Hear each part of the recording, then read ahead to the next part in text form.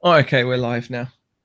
Good We are. evening, everybody, and welcome to Chat number 132 with special guests. Hence why we're running. Oh, damn it. Okay, What? it was playing myself in Oh, the background.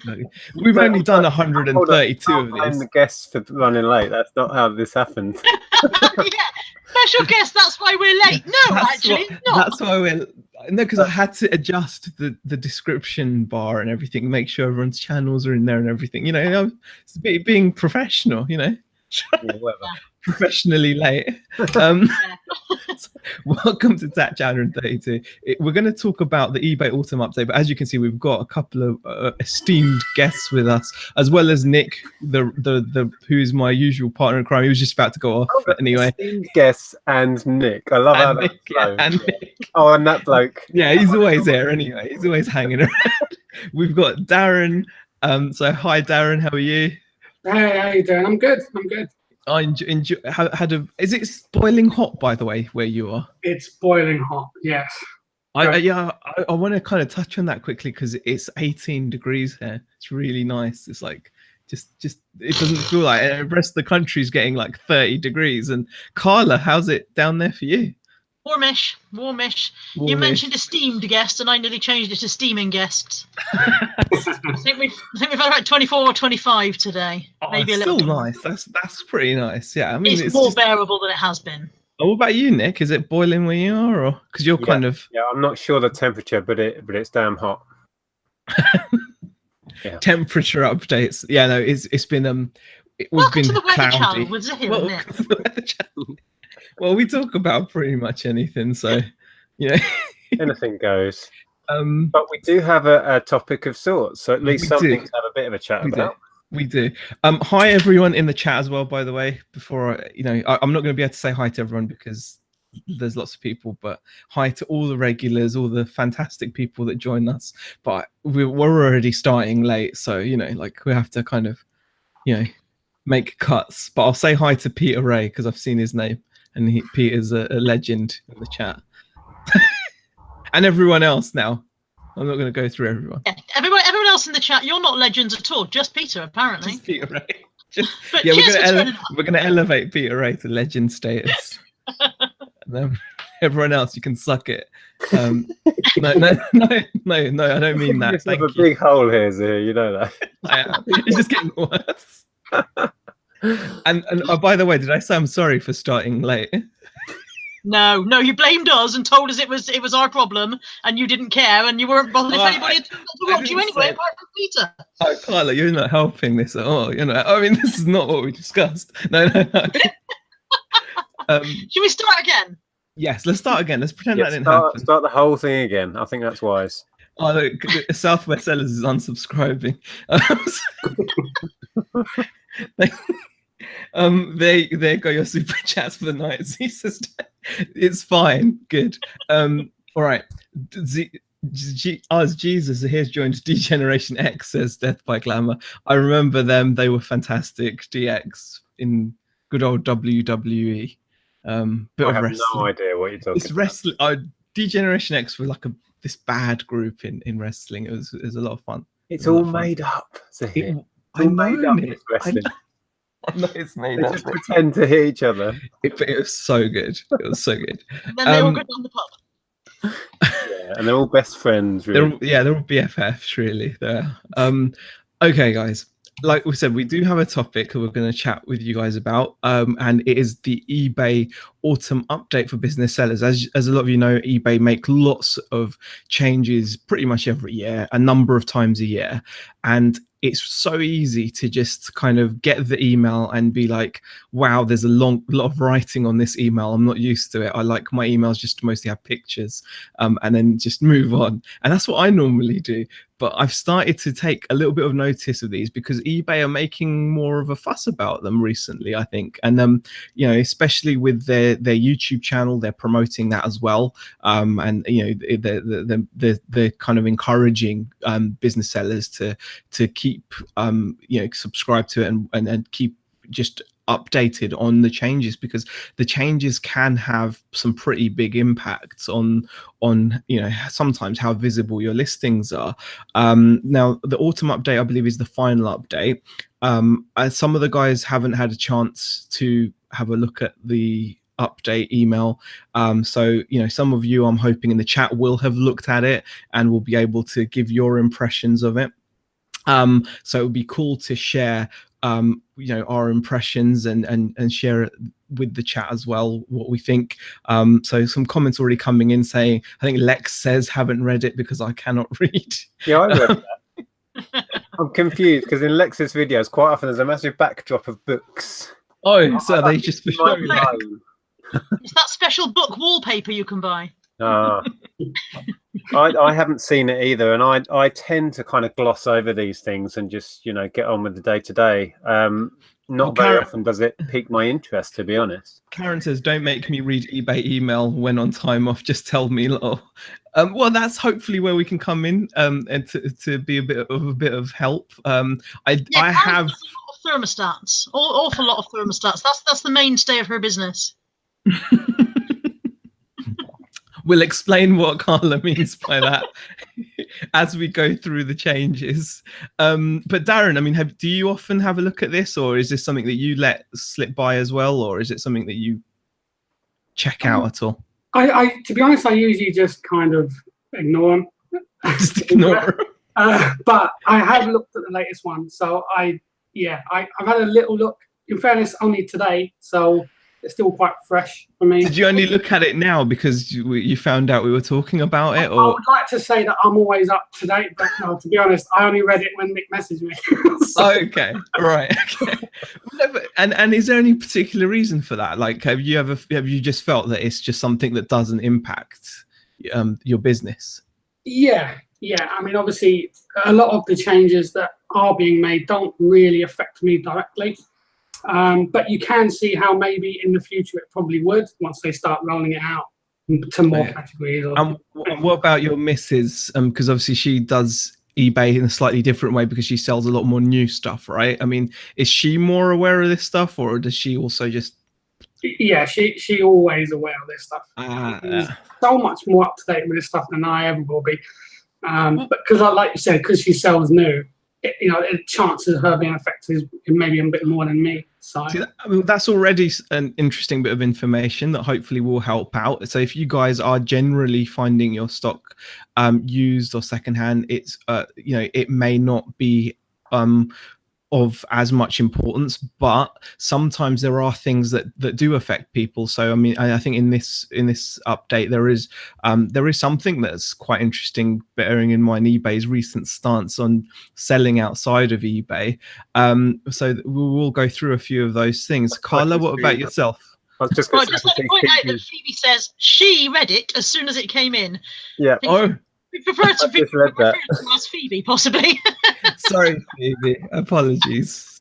I have to say, Phoebe strikes me as more of an actual businesswoman than any other reseller that I've come across. Like she's in business. She's a businesswoman. She is doing business the business way, where I'm just selling tap, personally. Welcome to my I don't read the updates as soon as they pop up on my phone. Sometimes don't read them at all. I haven't read days. That's fine, Carla. We wouldn't expect anything less from you. Thank you. But would you say, just out of interest, would you say that any of the recent changes that they've made, like over the past year, have you felt that there has been any impact on your business from some of the changes they've made, or do you think so far you've just it's just not affected you because of what you sell? I mean, do you think that some of the changes they've generally made, the changes they make to category rulings, they don't seem to make a lot of difference. The changes they make to the actual site itself are just a never-ending pile of poo, aren't they? You know what I mean? They continually changing one thing. I used to be able to click on sell similar. Now I have to click on sell similar and 14 other links before I can get to where I want to be. I used to be able to type in my title and hit the enter button, and now it goes, we haven't got one of those in our catalogue. So that's another click for you. Yeah. Yeah, Well, I mean, so it's those kind of changes impact. That's actually quite a nice thing to have brought up. I mean, Nick, well, obviously I haven't asked you. Nick, what's your opinion? I was going to say, I've been in this game so long, and very few of the changes they implement ever actually seem to affect my business on a day-to-day level. So I've kind of grown tired of it, really. And I probably should pay attention to this stuff, because, you know, now and again there'll be stuff in there that I should listen to and action on. But no, most of the time it just washes over me and I carry on, and nothing seems to change.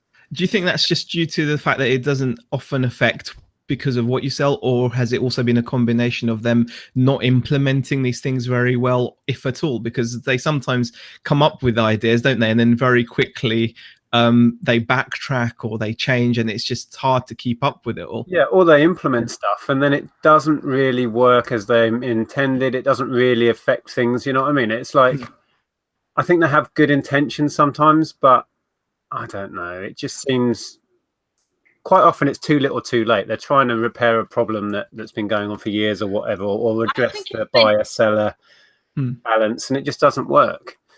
Yeah. So I don't know, I'm a bit of a cynic, you may have noticed. Go on, Carla, what were you going to say? I wish they'd stop messing with the bits that, in my opinion, aren't broken, deal with the bits that are. Instead of somebody in an office going, let's reclassify all of this and insist that you add this number to it, let's have that bod in the office going, is there anything I can do to help about the fact that we've lost everybody's pictures? You know? Yeah. I mean, all we got for that, in terms of the pictures, was an oops email. It seems like the US sellers were given 200 free listings with 4 days in which to use them. But over here in the UK, I think all I got for my lost photos was an email saying, sorry about that. Yeah, thanks for selling with us. We appreciate you putting up with us while we're a bit crap. Oh yeah, no worries. Yeah, that was the email I got for that. So there was a bit of a difference there, I guess, between how they're treating us here in the UK versus their US sellers. So is it because we're British and we don't complain enough? What's all the talk of catalogues then? What's the big update on that? Because I was just reading Pete's Retro Collectible says 80% of eBay is new goods. Those catalogues are for new product sellers. So what's the update there then? Well, I mean, as Carla's mentioned, sometimes when you put in an item to sell, it will pop up with, it will pop up with a bunch of items.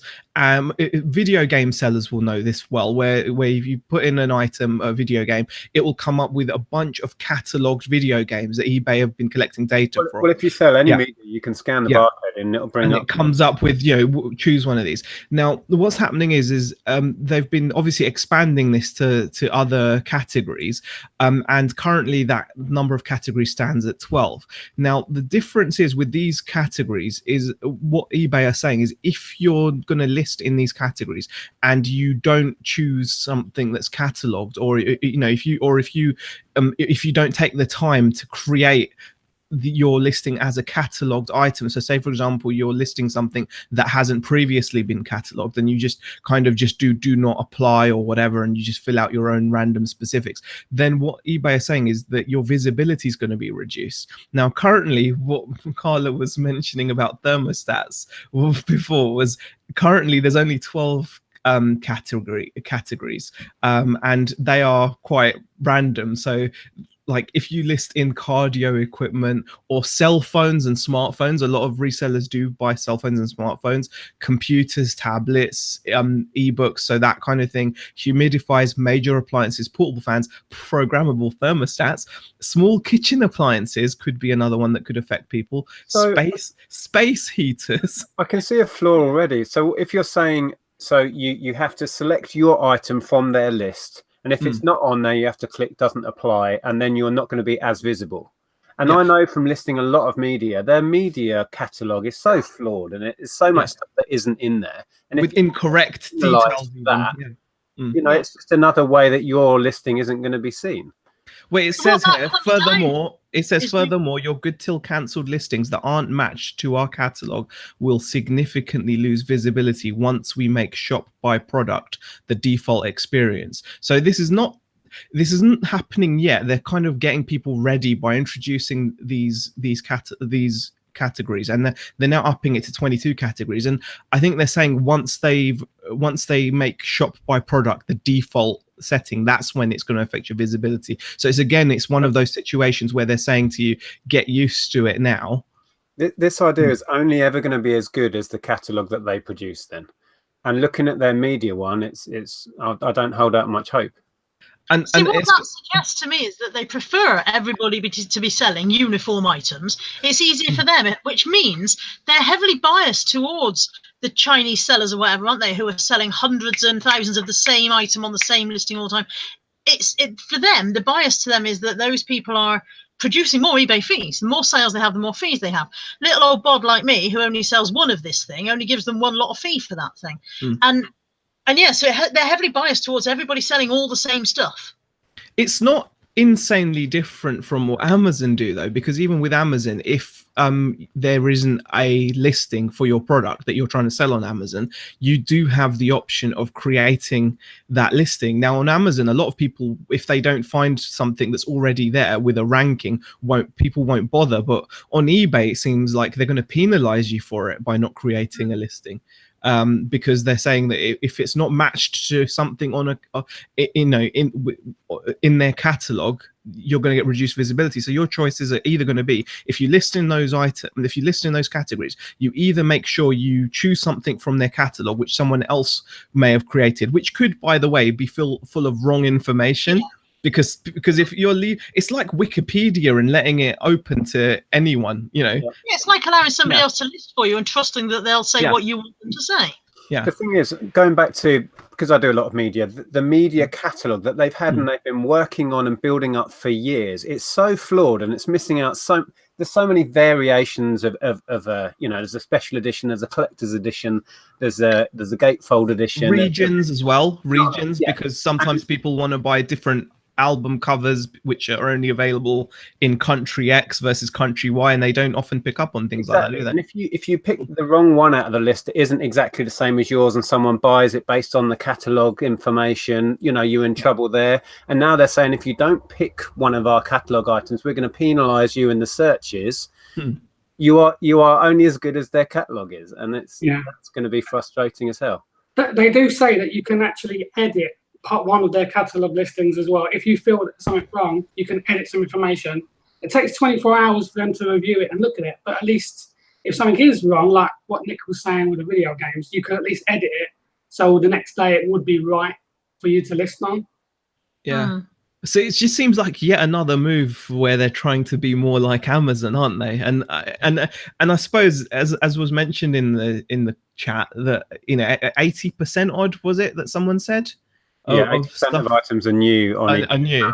So it is obviously going to be something that they're looking at, because if that's where the majority of eBay's business is coming from, they're going to want to make sure they're as efficient about it as possible. George Ross is was saying before back in the chat, they're too focused on trying to be Amazon 2.0. What happened to the good old days where eBay was all about buying cool second-hand items? Yeah. And that's in general what us kind of tap flippers do. Certainly George, he buys the unique one-off stuff and does really well out of that. And but can I say it's going to affect eBay, because George, who, as we all say, does like to buy one-off and items, has found that he's more and more focused on building his brand on his Facebook page. So all that juicy commission that eBay could have gotten for George selling some of his items on eBay is now going through Facebook. So it will possibly push people off. So I mean, it may just be that is really where they're looking. And if 80% of their items are new, barcoded, branded stuff, you can't really blame them for focusing on making that work for them. And if perhaps they're thinking, who cares about secondhand, it's such a small percentage of their income, but then they've got a danger though, but the quality of the new items that they're going to be selling, it's just going to be all that stuff that's sold from Hong Kong and China, and is it going to be any good. I mean, it's just it's a risky one. I mean, Karen Sells Clothes says last week when I was doing some listings, tried entering some of the codes off care labels of secondhand clothing. None were recognized. Yeah, I mean, clothing is going to be. I don't think they're going to touch that for a while, are they? I mean, you don't think so, Carla, do you? No, I can't see how they would make it work. I can't see how they would be able to implement it for second-hand clothing. One thing that did just jump out at me from the chat, though, Reseller Mum, which I think is Yola, but I might be wrong. I might have got people mixed up, has just said, not sure if you've covered it or not. Oh, God, it's moved. I'm mostly concerned about the returns fee, as so many customers select an incorrect reason, which we can then be penalised for. Hoping eBay will review each. I don't know what she means by returns fee. Is this in this email that I haven't read? There is something to improvements to after sales process, but yeah, we'll charge an additional. Yeah, that is something that we can move on to actually. Improvements to our after sales process. They're basically going to be adding an additional fee for sellers with very high item not as described requests. See, how on earth are they planning to even implement that when people lie 7 or 8 times out of 10 about the reason for their return? I mean, that's we're all going to spend all of our time on the phone to eBay constantly. I mean, it's coming in from the 1st of October, guys. So I mean, this is something that's going to affect everyone. So that's why I suppose it's a nice topic to move on to. That's a big one for second-hand clothing sellers. Yeah, that it's going to affect. Yeah, I mean, it's worth keeping an eye on these because it's one of those things where they're just going to keep on changing these things, and it's better to know in advance. Yeah, it's coming in from the 1st of October, and it says for the small number of sellers with very high item not as described ratings compared to similar sellers in the same category, you will incur a 4% final value fee surcharge. That is pretty hefty. Yeah, wow. That is pretty hefty. That's a very hefty penalty. That's really taking things in a new direction. Targeting you with fees if you are, in their eyes, not doing things right. Mind you, they've always kind of done that, but they've done it the other way around, where you get a bonus if you do things how they want. But that's an interesting turn that they're going to be charging you. The thing that worries me about that, though, is they say that they're going to compare you to other like-for-like sellers. Now, as we all know, eBay's comparison engine isn't that great at the best of times. Like you've noticed with product comparisons, they link you to a completely different product and say, it's not selling as well as this one. Well, it wouldn't. It's a completely different product. Yeah, apparently 800 of my listings are just bad. Just get rid of them. Use that same engine to compare users, then we should all be worried because we don't know what's going to churn out. I mean, it is quite. Yeah, I mean, it's going to be arbitrary, isn't it? And it's just going to be one of those things where you're just going to. I mean, they haven't mentioned like a specific percentage or anything because I'm guessing it's going to be dependent on the category that you're in. So, I mean, hopefully for the clothes sellers out there, maybe that percentage threshold will be higher. Maybe, I don't know. Like, is it generally like a higher? Is it a category where the item not described cases are higher? I mean, there is another change that's coming in on 26th of September. Which is you'll be required to upload tracking onto the site within estimated delivery date in order for eBay to protect you against item not received claims. But that pretty much is standard now, isn't it? Or is that telling you that if you're not going to be protected by uploading tracking information after a claim has been raised? So, it has to be. If you update it afterwards, you're instantly going to lose. It's got to be before the delivery date. Even if you've got even if you've paid for tracking, so it pays now to. There's another bit of information, I guess, that it will be useful to everyone. If you have paid for tracked delivery, make sure you input the delivery details immediately. If you buy your tracking online, then it should, in a lot of cases, it's normally synced with your account and it automatically sends your Hermes tracking or your Royal Mail tracking to the listing. So if you pay for it online, you won't have to worry. But if you're one of those people that pays for your postage at the post office, you will have to make sure that you're manually inputting every single tracking. With Click and Drop, I ended up switching off because my Click and Drop account was connected to eBay and automatically updated it with the tracking numbers and that. But things weren't getting scanned in when I was dropping them off at the right time. So then I was getting things were delivered late, even though they weren't. And I lost top rated seller a couple of times because of that. So I switched it all off. And now I've either got to leave it switched off and manually input all of my tracking numbers, or switch it back on and hope that the Royal Mail do their end of the bargain and scan them in when I drop them. You know what I mean? You're gonna have to make sure you input them all. I mean, it's a bit of a strange one, but I've been moving because of the stuff I'm sending. I'm sending a lot of my stuff standard now, so I don't know how that affects me actually. I mean, I don't think I've lost any top-rated seller or anything like that, but I'm just sending it standard and hoping people aren't saying that it's arriving late. But yeah, that's another hurdle, isn't it? So. It sometimes feels, just generally, I think eBay in the last sort of 4 or 5 years have just made something way more complicated than it ever needed to be, just generally. You know what I mean? It's like we don't need all this extra stuff. And I think a lot of it, they have the right idea behind it, that they're trying to protect buyers, then they're trying to protect sellers. It doesn't feel like they're trying to protect us at all. It feels like it's completely gone. Yeah. And Yola makes a good point. Risa Mom, Yola does make a good point. She says, I do believe some customers feel they need a good excuse, even if you do have a no questions free returns policy. And I do believe that to be the case, because, you know, if you think about it, most of us do offer, you know, if you offer 30 days returns, that's a no quibble money back guarantee. But for some reason, that message hasn't gone through to buyers, because buyers will often question and say, oh, am I okay to return this or whatever? And like, you know, often they do feel like they have to make excuses. I think it's mostly because they don't want to pay for the postage, don't they? This is the thing. I don't do free returns. I don't do free returns because I don't want people... I sell predominantly clothing. I don't want people trying it on and sending it back. It costs me money every time to send it out as it is. I already lose my outgoing postage. Every time you don't know the size of your foot or the size of your bum, or you don't know that mustard makes you look like an idiot, every time you do those things, you cost me £3. Every time. I don't see why you should cost me £6 every time. You know, how many of those £6 can I swallow as a small seller before this isn't viable anymore, before it isn't feasible? Yeah. You know, they don't go, we're going to do free returns, but luckily for you, we've got this deal with Royal Mail and it's only going to cost you 27p for each. They don't do that, which they could easily do. You know, a company the size of eBay could easily cut some kind of deal like that. They don't do that. They say, we want you to offer free returns and we want you to swallow out of your pocket. And it's not doable for the small seller. It's just not.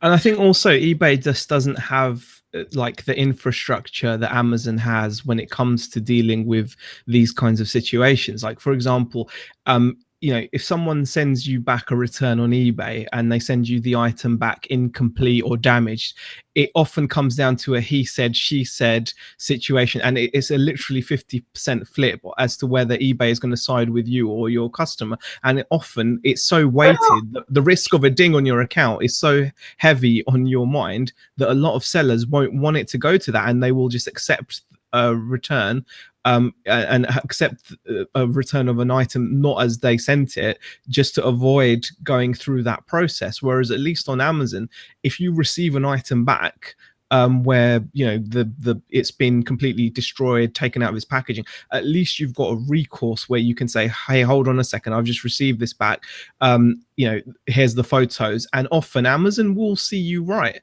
And that's because they've got obviously the budget and the infrastructure set up to deal with that because of their A to Z returns policy. Whereas with eBay, you're doing similar things in terms of providing that level of service. You know, they want you to feel, you know, oh, you can return things. They want buyers to feel they can buy them and just return them, but they're not then backing it up with any infrastructure, are they? That's it. If they want to boost the good name of eBay, which is what it's all about. It's not, but it doesn't. But they don't boost my name. They're not marketing my business. No. They're marketing their own business. They want to boost the good name of eBay. Oh, eBay is great. You can do free returns. Then you pick up the cost. You swallow that, because a company that size could do it without, you know, without breaking a sweat. You're absolutely right. And a lot of this, I do firmly believe, comes from Amazon. Amazon changed the game with their policies. You know, you can return something to Amazon. In my case, I've had this a year later with no packaging and just bits of a toy. You You know what I mean? And Amazon accepted that. And I think eBay have just been trying to catch up with that level of customer service. But like you said, it's not eBay. We are eBay. Yeah. We are providing the service, but we're just being forced to be mini Amazons, and most of us can't really stomach that. And in that case of that damaged toy that you got, Nick, you were able to contact Amazon though, weren't you, and say, hold on a second, whereas now if this happens on eBay, you've not got that recourse really. I mean, yeah, you can let it go to a case, but we all know that the chances are if it does go to a case, you're going to end up with the chances are you're going to end up with a ding on your account, and the customer's going to end up with their money back, and you'll be left with a dodgy product. And I think potentially that Amazon has the infrastructure set up for the returns and all of that, and they control that.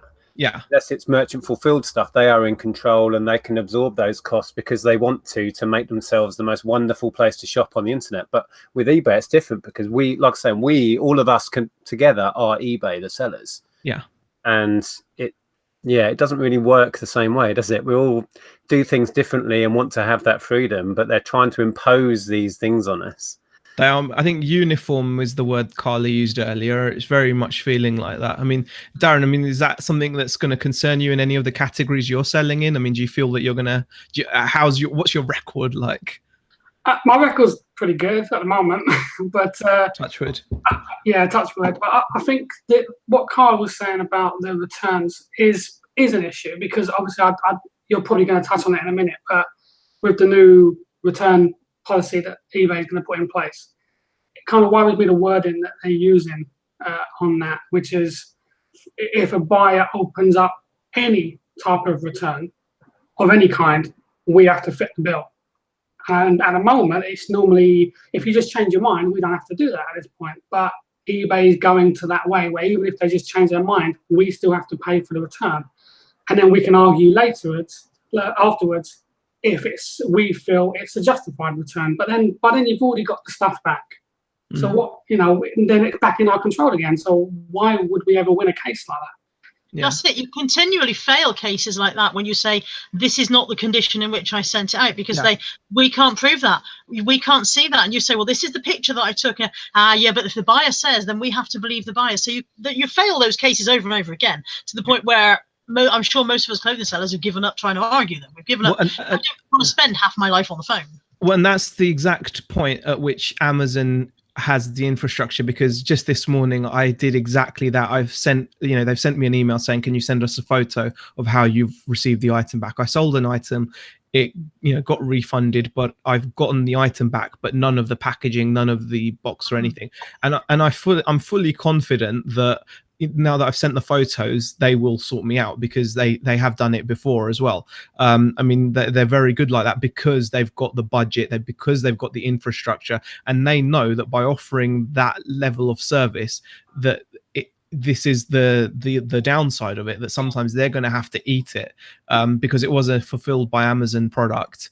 And I'm not going to take a hit on it because of their return policy, and they know this. So I'm confident, whereas on eBay, I would not be very confident, because like you said, I've heard this many times where they're like, oh, but we can't take your word for it. But they will take the buyer's word over the seller's word. Yeah, Chrissy's just said in the chat that she sent out a dress to one customer. They sent back an entirely different dress, and eBay said, well, that must be the one you sent. And that was it. That was it. Wow. Wow. And you can't win that argument, because you can't prove that something didn't happen. It's impossible to prove that something didn't happen. And not only that, the fact that they will put a ding on your seller account, which then means because of that one instance, you're now going to have potentially reduced visibility or potentially higher fees, or that's just the penalty is really kind of. Yeah, and I was going to say, I think that instance really is the nub of most of our frustrations. The buyer says this, I am telling you it's wrong, this. If they tend to always side with the buyer, that's the root of all of our frustration, isn't it? Why is it not that they can sometimes side with us? If that's the way they're going to go and always trust the buyer, then it's the totally worst flawed. part is as well. I mean, I remember a situation like this where I sold a valve amp to someone, and 3 weeks later they opened a return case. They returned the item, but they returned it as an item not as described. Because and I was like, it's working, it's guaranteed working, because they'd given some cock and bull story that they'd taken it to 3 hi-fi specialists or whatever. It was one of those cases, like Yola said, where the customer felt like they had to make up an excuse because it was like a 200 odd pound return, right? I just wanted them to just say, I don't want it. I'll be like, fine, just send it back. Got it back, it worked perfectly. And eBay would not budge on the ding for the item not as described or whatever, even though I made quite a nuisance of myself, where they were like, okay, we will refund you your postage, but we're doing it as goodwill, they said. So they still, even though they were willing to give me money to get me off the phone, they weren't doing it for the right reason. They were telling me that this is strictly goodwill, not because we accept that you shouldn't pay the return postage because of an incorrect reason chosen by the buyer. The buyer should have said, didn't want the item, here, I'm sending it back and I'm going to foot the postage. I had to pay return postage because they said it was faulty, and I've got it home and it's not faulty, but obviously they won't trust me. But they were willing to give me the money, and they might do that with you, but be very aware they're doing that as goodwill, It's like Karen's just said, though, while she agrees with all of this is just a part of our business. And if you run a bricks and mortar store, you'd have shoplifters and you would have to accept that. I think the difference is, Karen, is I would and have in the past in retail run out of the shop door, caught a shoplifter by the neck and swung him round. That's the difference. And I can't do that to my eBay customers, even though I have their addresses. I can't go and track them down. Yeah. So going back to, I think, Darren, you were saying that the new update's saying that they are trying to implement that we have to accept and pay for returns no matter what the reason is. Is that how they're wording it? Because that's quite a big change. How it starts is it actually says that if an item isn't as described, and a buyer opens up a return case, it will automatically be accepted and a label will be sent out. Now, in that instance, you think, well, okay, fair enough, because we'd have to accept that back anyway, so it's just doing our job for us. Automating it. However, underneath, it does say if a buyer opens up a case for any reason, an automatic label will be produced, and then once we get the item back, we can then contact eBay and say we feel that the return was unjustified. And then we have to argue our case. But then we've got the goods back. Time is worth nothing, you see? Yeah. So we pay for the label, but potentially we can contest it and then it gets charged to the customer, or? Exactly right, yeah. Right. Oh, blimey. Yeah, exactly.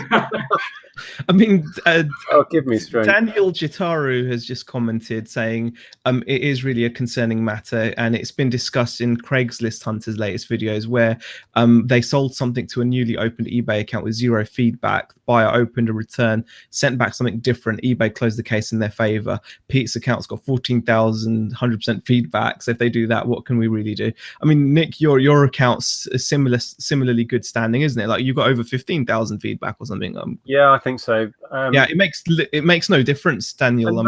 Going back to what I think the nub of our frustration here is that there's almost, it doesn't matter that I've proved in X amount of years that I'm doing the right thing. I'm sending out things as described. You know what I mean? That doesn't stand for anything. Yeah, just going with the customer is always right, even when he's a robbing, thieving, lying, scammy git. He's still always right. Yeah, that's how it feels, isn't it? And the frustration is also we feel powerless to do much about it. And I, being self-employed, the one thing we have is we can change things. We can make a decision. We can do this. We can put things right.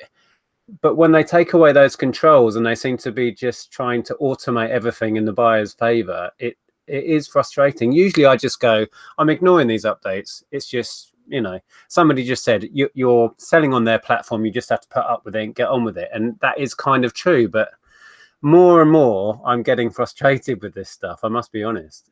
I mean, it's completely correct. We do have to just get on with it. There's nothing. We're not having a whinging session. This is more an awareness session. Because you know you've got to suck it up, Yeah. but that doesn't mean I'm going to like the taste. Well, because the other side of it is we talk about adapting. One of the skills as resellers is you need to know how to adapt, right? Now, if they have created this situation, it may force you to adapt what you're selling. So suddenly selling big, large, bulky items, especially if you're doing international shipping by yourself, may become an issue, because if it's cost you 40 odd quid to ship an item out to someone over in Europe or the US or wherever, you're now going to have this quite a big worry potentially that you could be eating that cost out of your profit. So even if you get the item back in perfect condition, you're suddenly going to be eating that cost, and it's going to make you question, have you got enough margin in that item to take that hit, and is it worthwhile you in the future buying those kinds of items, or is that going to force you to move to smaller items where your cost is going to be limited because of the size of the item? Well, it's actually going to be very interesting to see if eBay also give a label to GSP buyers as well. Yeah, because obviously, if so, we can use their kind of rate, because obviously we just send it to a GSP center over here. But if a return is opened, I don't want to have to suddenly find £40 gone out of my account because they automatically opened the label, Yeah, that's a very good point, because it's not just about having a moan. It is very much about being aware of, like you say, it's their playground we're playing in. So it really, especially then, it pays to pay attention to the rules. It's even more so. A worry that I've had, and it's been growing over the last couple of years, and Graham Nichols kind of touched on it here. He says, word will soon get around and the buyers will just take the collective piss. And the thing is, the easier and easier they make it to return stuff and to get your refund, slowly but surely, in the general consciousness of people, and people abuse Amazon for this as well, it's not just eBay, people, I do believe, slowly just take the piss more because they know they can. People set up groups for it to make people aware. Like, people will set up, I believe on Facebook there are groups devoted to how to scam Amazon. I think there are people actually collect. It's gotten to that stage because people can now do that. Just on a side note, we've got over 150 people watching, which is absolutely mind-boggling. Thank you everybody for joining us. If you're finding this interesting and useful, smash the like button, please. Thank you very much. We've only got 13 thumbs ups. A shameless plug, but I'm gonna do it. I don't care. But thank you everyone who's joined in, and the comment section is buzzing with people's opinions. Rightly so. Yeah. We've been saying, Zahir and I, for the last month or so, that we're going to try and change the format and get more different resellers and YouTubers in, hence Carla and Darren are in with us, which is fantastic. And I really think it really adds to the conversation. Completely. And it's great. So hopefully moving forward, we'll get, a bunch of people who regularly will drop in some weeks and not others. And yeah, looking forward to it. Oh, completely. Okay. Let's just get moving. Oh gosh, some more comments. Thanks for the jump in likes. That's fantastic. We might feel we have to suck it up, says Hitman UK, but how long will eBay last when personal sellers of their own products get scammed, will leave and stop selling? Again, I suppose personal sellers, it seems their strategy seems conflicted, because on one hand they're very proud to talk about 80% of items being sold being new, and that's how they make the majority of their money, right? And they're going on about that a lot, but then on the other hand, we have seen a concerted effort from them to make it easier to sell, and they provide endless incentives for personal sellers, don't they? So do you not find that a bit confusing, Carla? Like, what's their game here? Like, on one hand they're doing all this stuff, for their sellers of new items, and on the other hand they are trying to promote personal sellers. But like they said, these rules, my guess is that they're just going to have separate rules for personal sellers, and they're not going to have to worry about this. It seems as though they have something against small store owners. So it seems as though they're fine with personal sellers who are selling the contents of their attics or their old clothes or whatever, and they're fine with massive sellers who are importing and so on and so forth. Wholesaling. It's like we're the squeezed middle, as if they don't like us. It's like eBay shops aren't for you. eBay shops aren't for secondhand tat. eBay shops are for Argos, and things like that. And if you're importing stuff in, 1,000 free listings a month or something bizarre like that, 100 free listings a day. I don't even know what it is. We don't get any incentives. We don't get any. They still flash up on my phone about I can save this on my final value fees, but they're not actually applicable to me, which is a huge frustration. Has somebody just booted Darren out? Oh gosh, Darren's fallen out. Oh, he did. Oh, sorry, Darren. Darren. You'll be able to join again. You might be able to come back in. That's weird. Yeah. I think you're right. I think it does feel that that they implement these policies that kind of, because when small businesses like ours, we're also very different. We sell very different things. We're really hard to categorize and put in boxes, but they bring out these blanket rules and regulations that don't really fit for everyone, and in some cases really mess up what we're doing. Oh, he's back. He's back. Got you back. Yeah. I mean, I think I agree with you that we're kind of the squeezed middle. Kind of does sum it up sometimes. We're going to wrap it up with the last thing that I think is interesting, which is again conflicted. I'm scared now. The other two were so horrible. I'm terrified about it. Well, this one's a bit of a weird one. They're talking about. We all know how eBay has made quite a push in recent months to punish people that are seen to be selling or making deals outside of eBay, and this is kind of a positive one in a way, because it's like they are kind of thinking like a bit smarter, at least, because they're like let me just have a look. Let me find what we're doing here. Marcella says, will Darren get a refund for being booted? No refunds, no returns, and Darren has to pay the postage.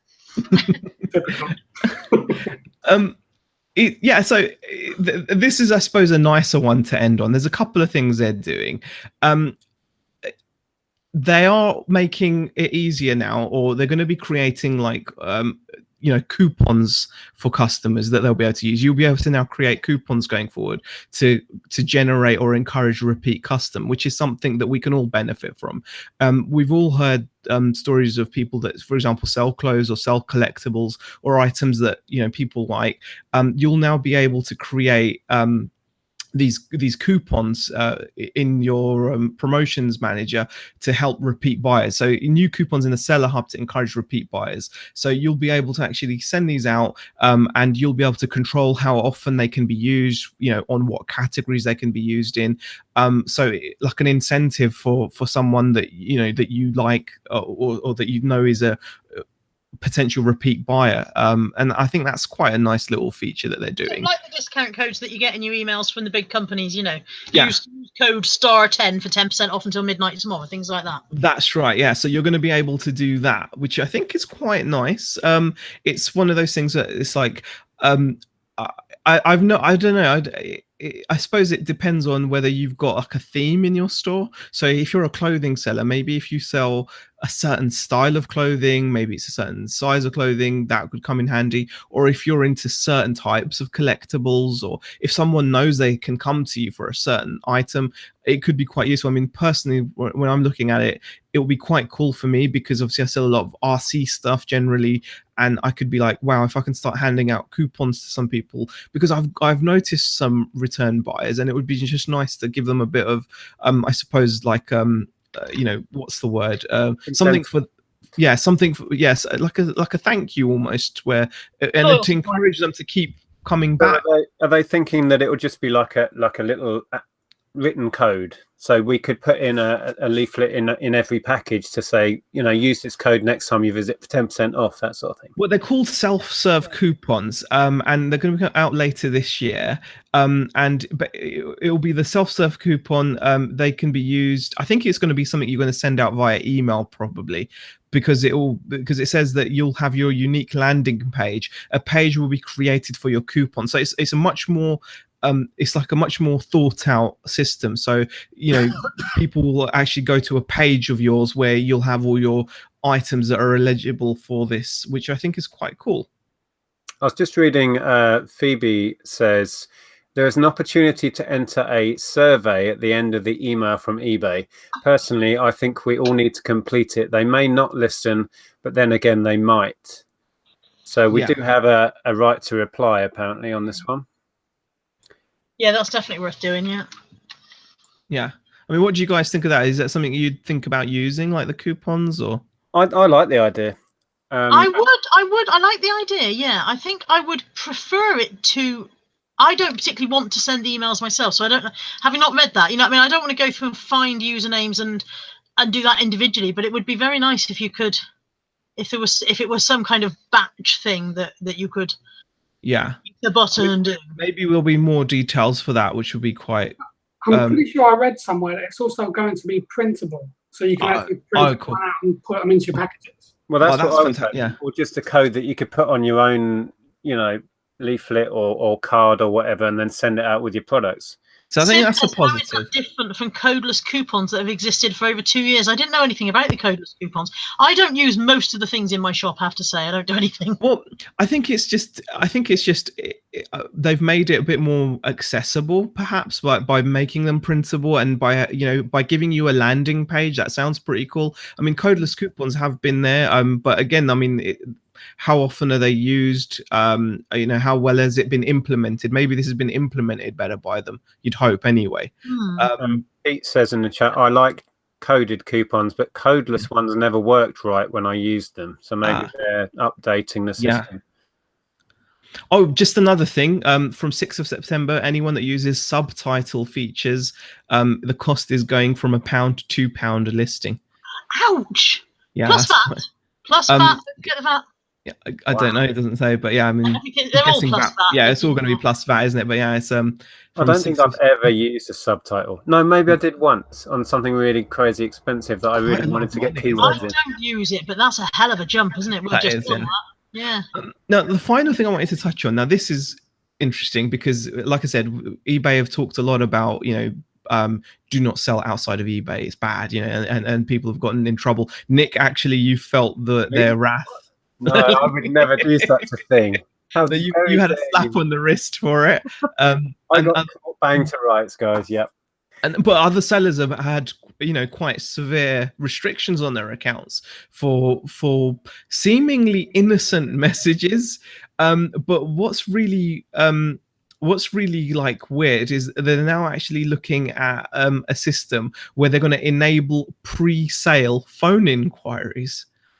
So this is quite an interesting thing. It's an opt-in thing, so you're going to have to opt in, and so they'll only share your number, like a specific telephone number you can provide, for like pre-sale communications. And they do say, with this, they have put like a little red box in the notes and saying reminder about selling off of eBay, that it's naughty, you mustn't do it. But it's going to be very difficult for them to police unless they're actually bugging our phone calls as well.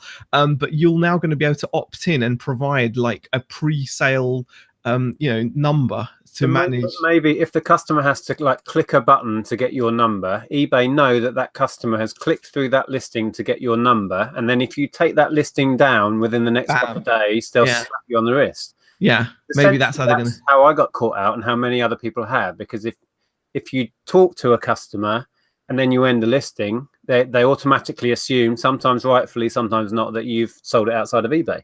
So if there's a system where they can match up them getting your number on a certain listing, I don't know.